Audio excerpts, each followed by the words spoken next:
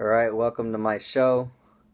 Um, yeah, that video, as hard as it is to believe, I was not under any kind of form of narcotics, nor anything else of alcohol consumed in me at that time. And I think it's important to know that, to say that, we all do dumb things, and during our lifetime, and we will continue to do dumb things that we regret. I had no clue why I did that. But then again, I don't know why I do half the things that I do. But, think back. How many times have you done something that you really had no clue why you did, and you wish that you didn't? Fortunately for me, mine was on video, and you just saw that right now. I don't know what any of those dance moves were. I was just winging it, really, and you can tell every bit that I was winging that.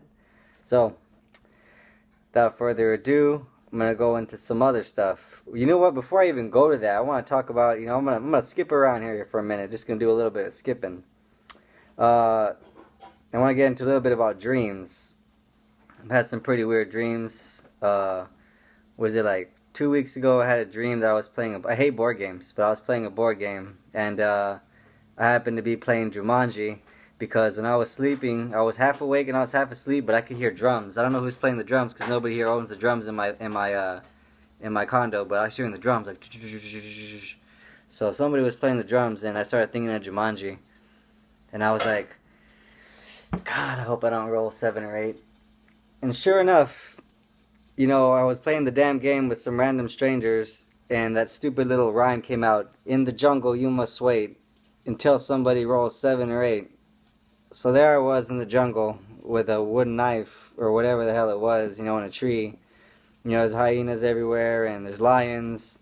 It was just a very weird dream, and I spent half that dream in the tree, and then I woke up and I just couldn't figure out. But you know what? It felt really weird, real though. That was the tripped out part, is that it felt real, man. I was like, oh man, I'm about to die in this jungle, man. Till somebody rolls 7 or 8. That was that dream. Then last night, apparently, I went to bed early, like at 9:30, which I really never do, and there was like a tornado and everything. Everything was going crazy. So I turn my phone off every night before I go to bed, just because it goes slow, the uploading, everything's slow if I let it run the whole day.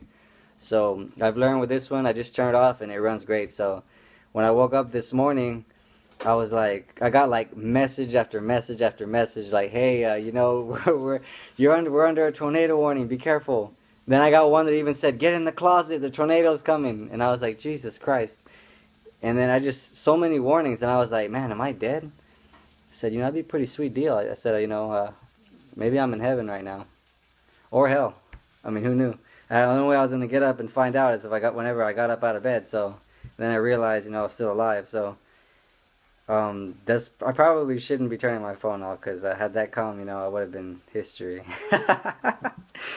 Oh, well, though, whatever. Alright, now I want to go back to that first subject, how we all do stupid things that we regret. I have a friend who is near and dear to my heart, who I would love to have to share some of her stories. I'm talking about Crystal Jean Quesadilla. Quesada! Call her Quesadilla. See, now I'm even calling her that, thinking that's her real name, but it's not. Okay, so Crystal, this is a woman who has a very positive train of thought. Very positive. But yet misfortune happens to her on a daily basis in the most bizarre ways. I'm going to give you just 2 stories. Just 2. That's it. Because she'll probably crucify me if I gave more than that. But even then.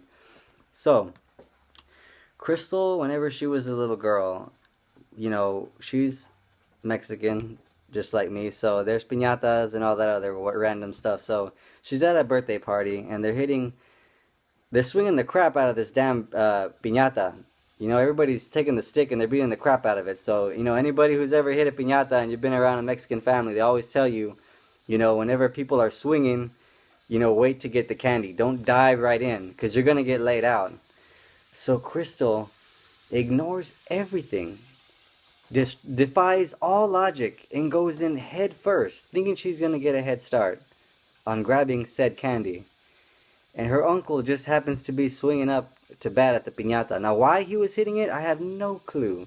He was clearly too old to hit that piñata. But I thought maybe he just wanted to break it. I don't know. So she goes in. He's swinging for the fences like he's Mark McGuire. and she gets laid out completely, flattened, just starched.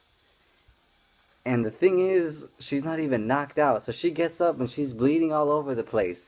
There's blood all over the candy. She's running around screaming, ah, ah. It's just a tragic event.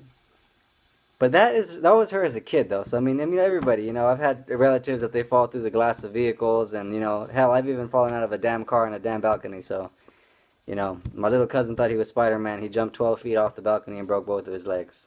So that you can even say that's a little bit irrelevant. But let's transfer her to as an adult. How this continues to follow her. So she goes on a date. You know, the sky's great, everything's going smooth, and you know the dinner's great. And they're getting ready to seal the deal, and he wants to give her a goodbye kiss. I mean, well, nothing wrong with that. It's romantic. It's perfect, right? So she tells him, wait, I don't trust those birds flying in the air. They're not even under a tree. I want to say that. They're not under a tree. You know? They're just flying in the air. She goes, I don't trust those birds flying in the air. I have really bad luck, and I should warn you. I just have a feeling that one of those birds is going to crap on my face. And he's like, what are you talking about? And she goes, I'm telling you, and right before she can finish the sentence, no shorter than that, a bird takes a dump right on her face, nearly gets into her eye. And the guy is just astonished. He could not believe what he's looking at. And the date is ruined. I mean, he still talks to her and whatever after that, but you know, but she can't really recover from it mentally.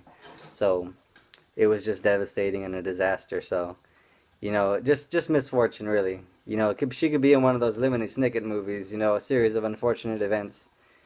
And, you know, I just want to tell you, Crystal, it's okay. I know these stories are embarrassing. I've told you some of mine. If you can't laugh at yourself, this goes for anybody. If you can't laugh at yourself, then you're just an asshole at heart and in life. You gotta laugh at yourself. Look at that stupid video I just posted of me doing like I was electrocuted or God knows what it was. So I think it's important to note that you all gotta have a sense of humor, and we all do stupid things. So yeah, I'm gonna go ahead and wrap this up. Usually I do this every week, but I don't even know anymore. I just do whenever I feel like it. So whenever it's posted, I'll send it to you guys and keep y'all posted. I gotta get going. I'm late for a Zumba class, so I'll catch y'all later.